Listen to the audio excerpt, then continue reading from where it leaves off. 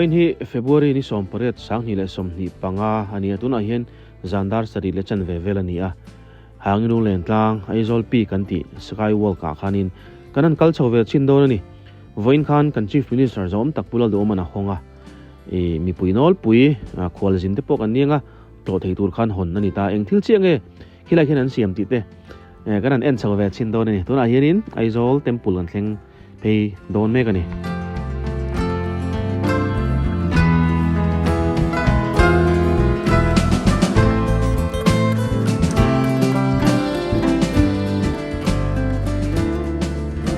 Millennium Center kan thleng phei trepa kong chung lam hianin zelveng kan ti te babu tlang kan ti te kha apo chowa te kan soi ve sum ange ti chonin Millennium Center bul borvel te hi chu zan rei tak tak bo hi omin ka thelawa jing kar po om lawan te ni chen khat phei chon sumoron thlenga ti na dinga ti chonin tleivara din chang te po ani thina ni han khap le zeu chang te pon nia an la khap nge ka thelawa hlai hi taxi driver te po hianin khol jin ron thleng te lo chang ve thup boka ti hianin abul vela ko satan hi chonin a ko har thla lo viu in karing ani ti hian rilui lui reng mai ni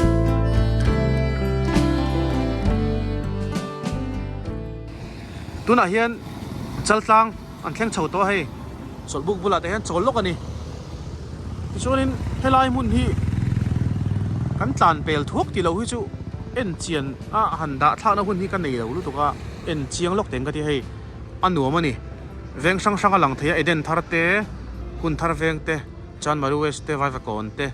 tin luang mual chol mun lam thleng thapana lang thei ka ria zan ani hei khoi lai veng nge eng veng nge ti chiang te na hret thei lo zo tlang te po lang thei ka ria chu tiang vel chu ni tin McDonald Hill te po lang theia helai mun hi kan ti ver ngot te ngan sarkar hian poisa han nga te uselang chuanin tun aya nuam le zo mo tun ai nuam le zol hianin han siam sela tourist te po hip thailo lo turin ti te ka ngai to a sumle pai kan sarkar han nei sela kan thalai te zan lama han len khathot na turang chi te kami tha lo langa anuam don ani hetlai a view one moi sia nuam sia zana hian big takin tin zana thalai kan pun khom na chon elin siam ten lo langa khanin ezon nei lo te tan khan ezon te po kan siam sak don reng alo ni ta kel ta sang chon kan ru alo langa ni thil hei bong kon kan thleng thadona khi Aizol Peak Skywalk kan ti kha alang ru mai eng nal lutuk mai khi bong kon kan thleng tha hei bong kon hemi phei te hi chu national highway khan ni ve a chu wang so ni china kan soyang khan zan rei hi a omin karing lawa chan chu motor lian hian in lu hun te cho hun te timing an nei veka chu wang so nin an hun an timing nei a khanin ron lu a chole ten du veka wangin an hun tha nei chun hemi zan lai kan ti bi ka phei chonin an kal rengin karinga a bul vela khosatan chonin do thei te po ngai via win karinga ni chuam pui zong tui peng an thleng phei ta hei kan ma atrak atlana hupurom khop mai helai kong hin overtake na chan sa chi ani two wheeler te LMV tan chon na zim lu tuk lo ma ro chu motor lian hi lu chuak renga chan chu zuang tu ya son bu fai ku da ma oma chu chon motor lian ti tamani hei an ni tang le do na ni an ti renge kan ta nang o ti hi ka ngai to ani to na po hian mo o hole chora two wheeler taxi zara van do mem two wheeler taxi khaltu sa fakin omro se ani zara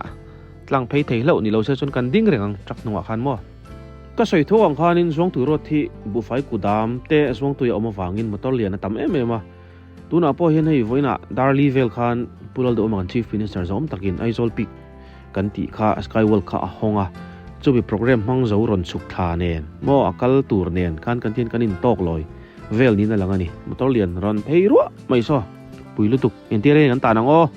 o hei kan health minister pilal rin pui kar ning ka sia hei nuam ve san pa rim ti hian traffic jam kan tang hawa kan tluklang hle mai right to equality nunga sonin kan advisor to CM rang tur zo bill to MLA pulal mun puya punte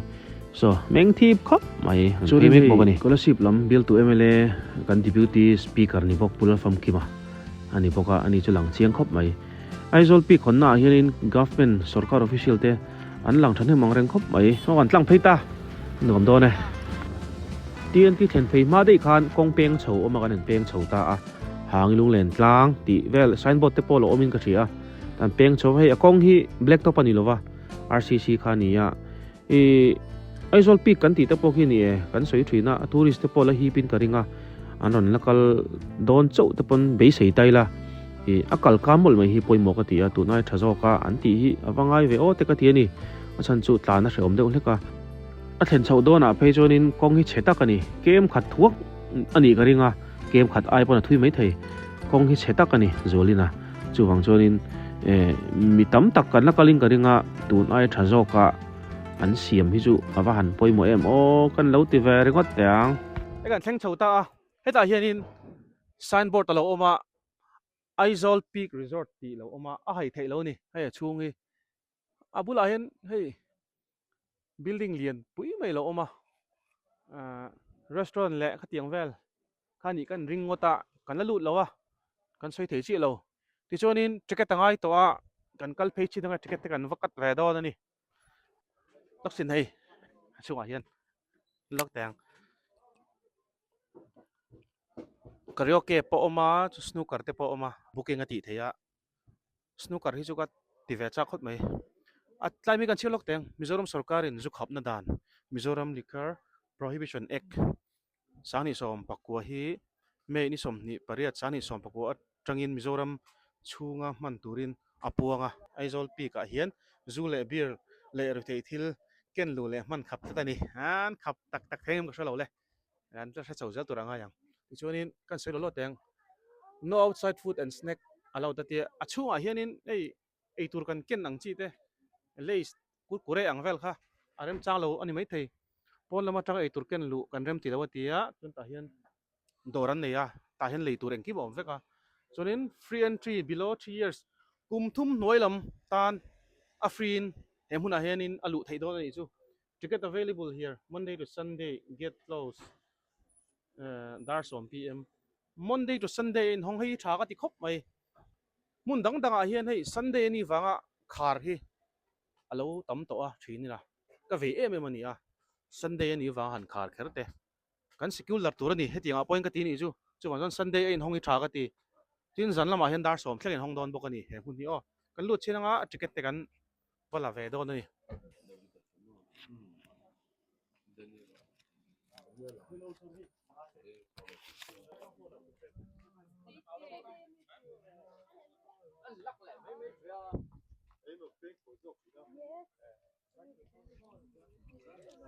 oi ai zolpi ka an security guard tur te ni mela kan zot lok dang zot na in min kam shil tem thipalok Cảm hình chú David Nelson plong anh nhá. chuan Mông à. David tale mu ngote ni e kan thut na hi ang het lo bi ai soi dur dur men ka ria dar za thleng en duty don tian in clever don nge À, tle var là bằng hay là mà Azol pick làm hình mò dar so phát. Chỉ cần khen được lang pui. ani le zantin nge ni lang in duty lang in thak ve Ni leng cái chú. Cái mà việc chú ni leng. a thak don hle mai hoi pon ni sela thuai lo zol te se lo ke thal tuk la mai lom tero ka ge ta khan lo in ziak chiang vi wa helai huna hian rui thei thil beer thleng po han ken lu phal ani lo ti hain tara chawa chon ati redam chonin ke thal throi throi ulai mai lom tero Yeah. ole kan chho chin ang o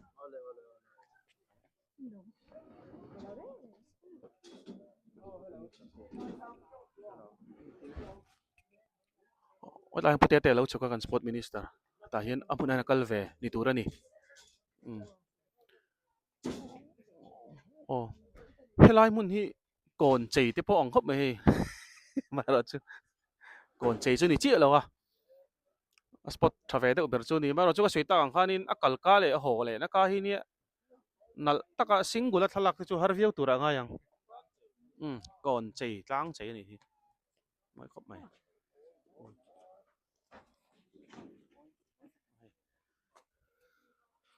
he la hi juditi aron sukla kan mukan komlok teng heta hianin vein khan da level bor khan honga tiro ani le itinge program siam ke ma a cha tak chuan mo heta hen shooting nei tur ang deuh chuin ka lo ka ta chuanin I book and lo engeni kha buffet an siama kan eya chuan khita khen shooting te kan ne an nuam na to ani le hetlai result pick hi enge I mu dan thai ti Aizol pi khi mo ke mai na kala mu ve dan shi ma chuan tu na an sa hi chu soi la an na plan tur zong zong le he na bon ka tia pathian zar dama kan chuan in mun danga po so lam panga te po son plan danga la nei zel ni chu tourist attraction a hei tuk ka ti asan chu sunday ya te tian kan local ve chin ta mania po kan host ta ni chu sundowner ta khanin hei foreigners an tam lut tuk shem tu chu mizoram tan tourist attraction chalu tu kan ni ka ti adikang hei an hoi vel tai la mm Aizol hi alang azong zong chu alang theilong atlang ram te ni ma chu alang ange ni langkim takani moi boxia oi poni sela e kan cho ve chinang hilama Ai o me han so ve ro no te mai na bye bye u oh ti hianin step bula han an lo siama ran in ni om tak kai dir lemte ani ka sia ka dai chu a christmas ngoi ngoi di a chak lok a hianin han chol e chin te ang hei ti la hianin pons lo siama hei sangha te po anung chu nan da amo em ani hei he lama hianin dak phei chin ange sang ding ding takani skywalk chu hei kan chung ami khi nia ki tlak chon dam chona percentage kan soi chin ang 0% vel ani oh hei mandeu khan solai cross bulvela sonin nulat langwal te poninga kalkan chinga tu te mo propi ka po lang muzing to ko mai solai cross chu anu mani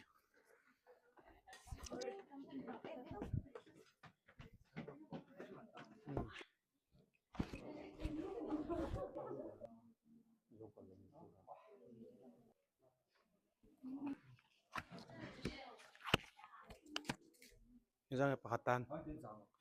pakatan samo tuna hian ticket kan boipi me kan mi pakatan chengza ania lakal vele tu tan kan soi chu ro mani chu pani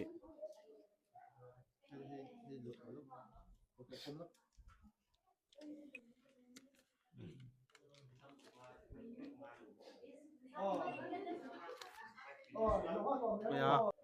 lut thei to a chuanin an la lut thei velo ti an mo yung mi shooting tripalok David à David mo khoi veng tang local chuan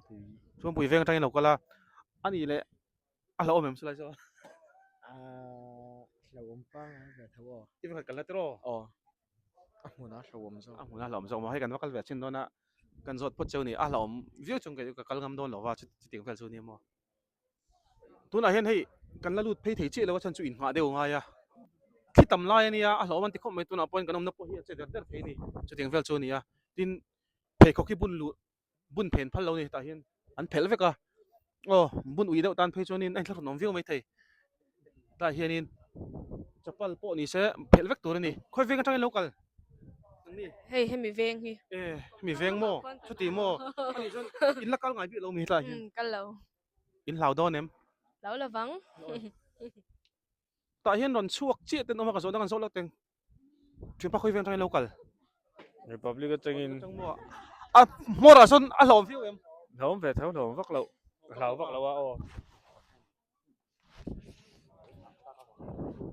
à me mi ti dum ve lom để tống vào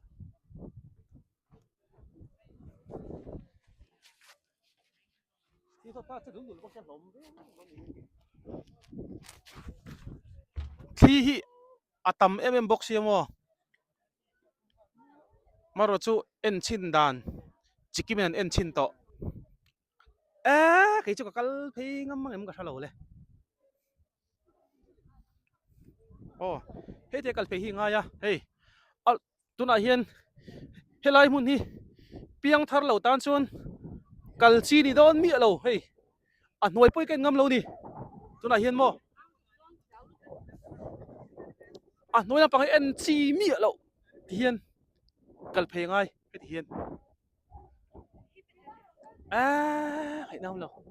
en tham biết so khai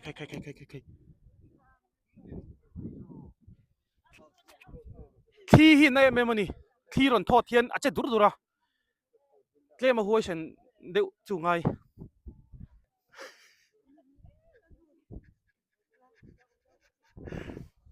merry go round po hlau kan nia chu wang chon in dem lo tur alom ka ti chingam to li ne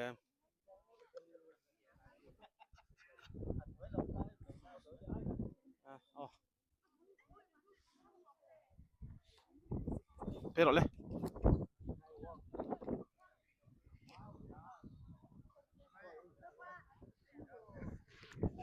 hey ha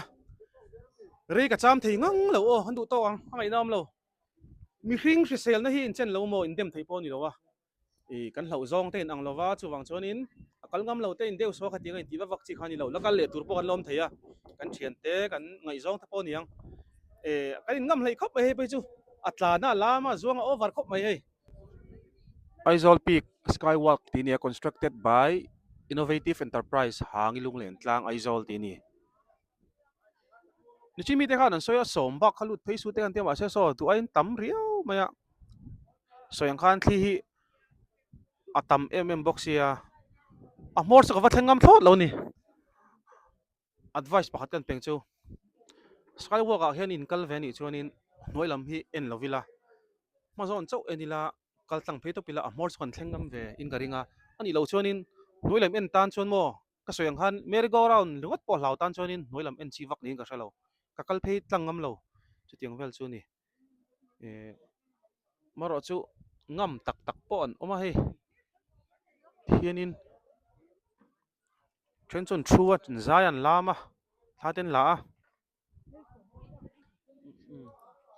khoi tang local ve chenu chempa Champai trăng e thế. cham pai tang ni À, long kal wang in fine mi emission veng thang mo in phei to em kha lấp hay lâu in phei to em la son lấp hay lầu.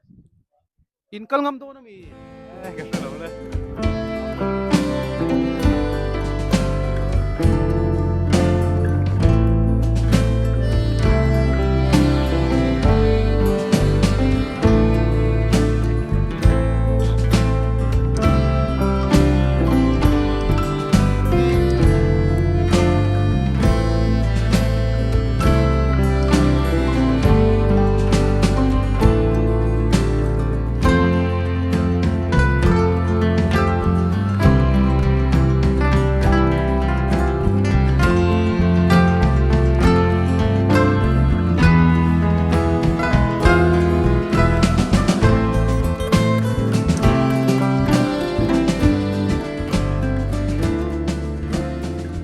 oi chen pai hei aron suak chia angam khop me ka lo en renga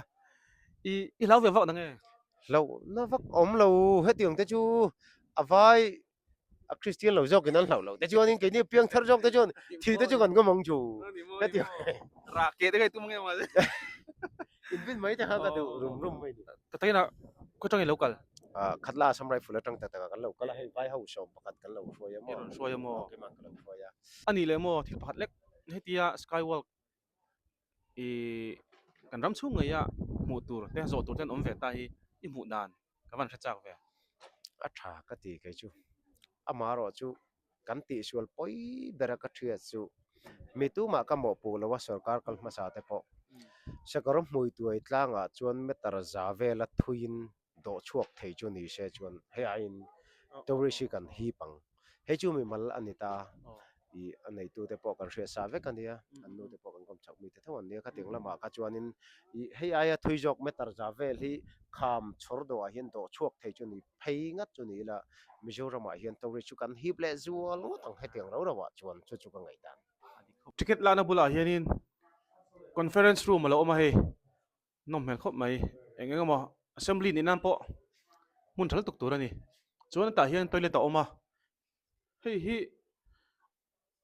staff te toilet nge nia adu du asun ve them ke pata hian a buzung ro conference room a hian lo chin nge hei abang po hi glass ve kani mela hei chang thakop mai chuan mixer te po oma helai mun hi hire thein an ti karinga maro chu han zo mai tur anom lowa hret thei chi lo ni chuanin hemi ticket counter hemi skywalk big kal tur te tanga ticket counter bula hianin inchung sona oma oh hei achunga an chho le china hei tian rooftop ani hei chu hianin kon chei ni rangot mai hei oh tunami te hi assam rifle hawan nia khatla tanga rong kal wang ani he mun tlo tur hian a lo tling ka ti khop mai man la ka ti khop mai chuanin skywalk po tarang hena lang chianga helai tanga en nang hi ni lo reng reng a hmuna zakol khona hlom em em ani ke chu ka tri zong tak ani ya chuanin helai tang hianin dur tlang po lang chho ru mai khi judi te khana suya anna du to don lo anna ti don chau ni na hret ani alom khop mai turi sa hip don he thil hian mo kalma sapola kan tang hitian alom em em ani hemi kot zol po hi assembly han nei nan po tlak vek thoni hi he tilahen nula pan hin lo omat zolok chu o are mem khoi veng trai local chen du model vega changin ani tak chu ani le hemi skywalk hi yen an hong ta vaina i mu dan ka van threwe chak ve thai ti em ti demo hemi skywalk aizol peak hi okay mangai dana chuanin acha ka tia I ramchang kang jok poin an lo nei fur to a ke ni mizoram me wina hetia ang kan nei pha hi alom om ka ti atin thalai te tan po enge pon lam aram hnuai ti vela kal ai chuanin henglaya enge moi takin ti mai te ang an ron lang ve theyanga I len enge tourist lampang te po hi viawin ka ringa I acha ka ti mai ang soi ti kalom tourist hi hip ka ringa mo kha tuna po khan khatla tang khanin assam rifle ho khan ron kala an nuaman ti ni chan chu phairam an oma phailam a chen hetiang skywalk te nei thei khani lo hrim ta tlang rama e chuanin ti kan nei thei ta ni a state dang khanin notice a po an nei nual to a mizoram hi sakor mui toi tlang mi te po an pam tul ti tia tuna kan nei thei lo mom khop mai ni tian i vai khat kalna mi ovai khat kalna ve thau ani le skywalk a khen ikal phei to em local phe cha local phe kan tuma amaro chumin tamlu tuka anin ngak ve de upok nen kan la ngak ve ri ni hi hei trong trai tamangai ni o phei don chon o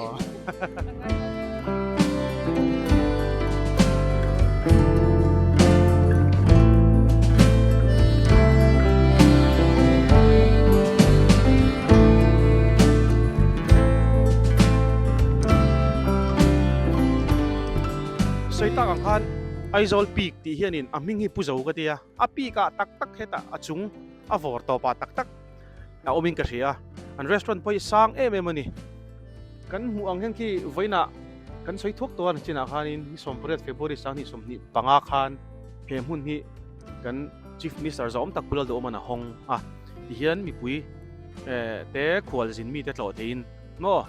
an hong ta ani kan sai no le teng he aizol peak a luman kha cheng somni ania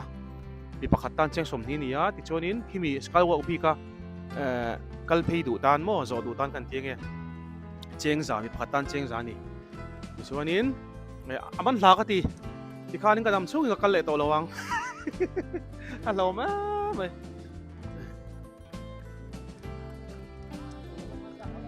oh hey tun ma dewa cross om thin kha an lo chi dang lam to ni hi ama chon rong war to phani chin ta mo mongi ti sar choro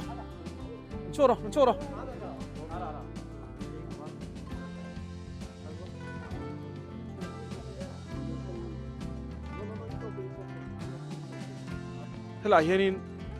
aizol peak restaurant oma kan lut ve chin thum ang ar chu cho in kan kala kan puar ole ka chunga chon ei tur chu kan ei chung longa karon vlog mai poi lo tro menu ka van en chak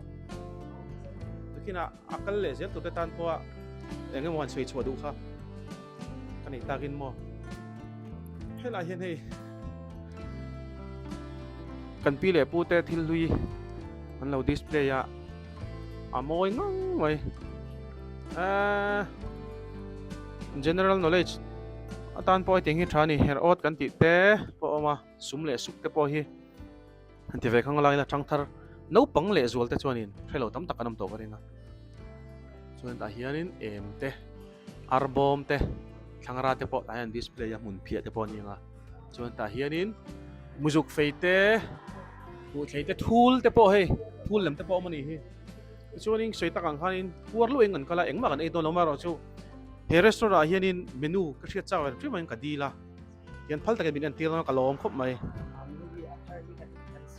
Kami itu olden na yan athari kan prepare make up mars ni khata tak kan pangdon tamo chu tunami hizu hai olden ni kan kami zongjong hi naktin na chuan new menu kan change back to ani le item mi ka bel tur kha om do bela omanga chuan reject om bo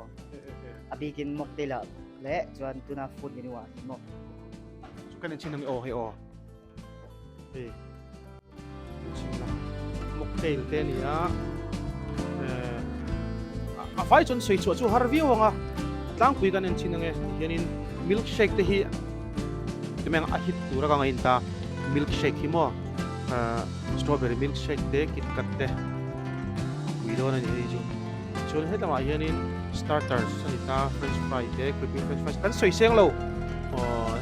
heta hianin burger le sandwich atang hina shet te chu veg burger le veg patty along with cheese sauce atia za somriat man nita ching khana ron soi thua ka he menu hi an refresh do na item pon bel nual do na tin delete tur pon nei nual ati kharan ania lensa kan lo modify kati ang chin ani kan acha ka te chon ani le nang mani hianin special khan nei do ne antinanin Sunday special team or Friday special Wednesday special team engom kha om do ne kami taka khachuan every Saturday a hian mo buffet ka kan chi tan chu 799 tite 699 chuan 599 kami 699 799 te han per person han unlimited food kha 2 hours chunghani ei theita chuan khoi muna pokal taila tuna hen pizza te chathum somnga jali somnga te kha mi pathum hanin in dailo hrem ta chu chuan mi pakhatin sa sari somkwa pakwa iron ei war taka iron ai thaina kha kami zongjong po kha a cover up ne vek po khan aminu unlimited ani to ba khan azia to lutuk ta mo chu every Saturday chu poi mo le mai shedan chu etika tang start down tuna po hen kan ta pui char chuan booking hi kan ti thin bok ta mo tuna khen conference hall kan nei ta conference hall booking ki 2000 per hour ani ta chuan birthday event ang chi te po kan accept thevek ta chuan khami ang po khan anor contact thea ngoro ka poi mo ni chu lai chung lama conference hall khamo karon zo ta an thelo ta man te mina sui that sale lok theng lai khami booking kha 1 hour akhan 2000 2k chuan tarkar khata cheng sang ni conference hall kha man ni chu birthday ni mo eng po kha mo pass lo ni mo khang po kha higher thein om thinan mo ani chon zanlama hian zanlama khan kan in hon chuk dar som thleng khanita tuna hen full time in booking doing chuan 130 tanga 10 thleng kha closing thleng kha in book theta chuan buffet preparation kha an mani information azil khan kan siam sak thai chuan buffet a hian order an mani khan an booking telen chuan kan siam thin bok ta ala carte service in an du ni chuan ala carte service kan tima ile kuda khanin taramo outside ta tanga enge mani catering tv khat arem lo tero ram lo eta chuan kan accept lo ta ma se hey chips kamram tv lang chu a thai tho poi mo kho mai khilai conference hall kan mang do ni chon headline mi choi ani mo ei tur ni mo order ngai ani chu hundanga tanga catering tv kha rem lo don ni chu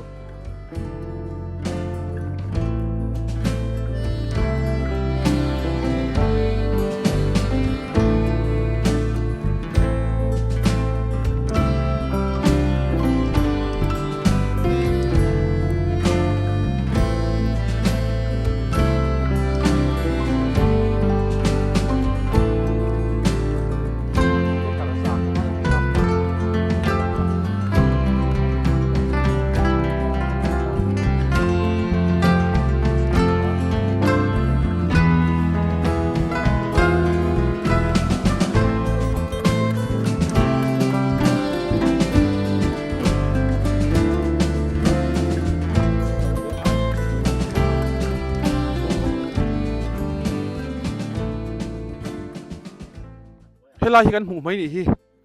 helai hmuna hian mà ni tên nên cháu à hắn chút na tur kha chắc khóc mày hay cho nên ăn nuôi lăng bằng hi hay sang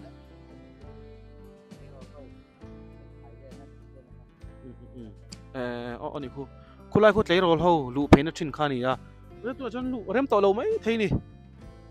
thì hiền chút na ngom tắc về là ôm vào thì hiền thu veng veng thấy à lại muốn hiền nữa mấy mà nè thì hiền in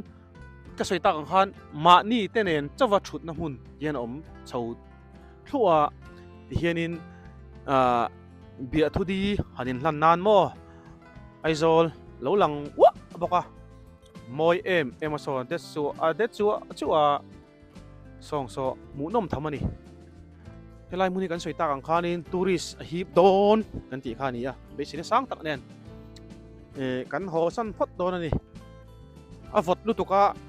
omre na chi poni lo hei tle min khote han a vot over hian ziom chho de selang chonin a kalte po kan la kal le chu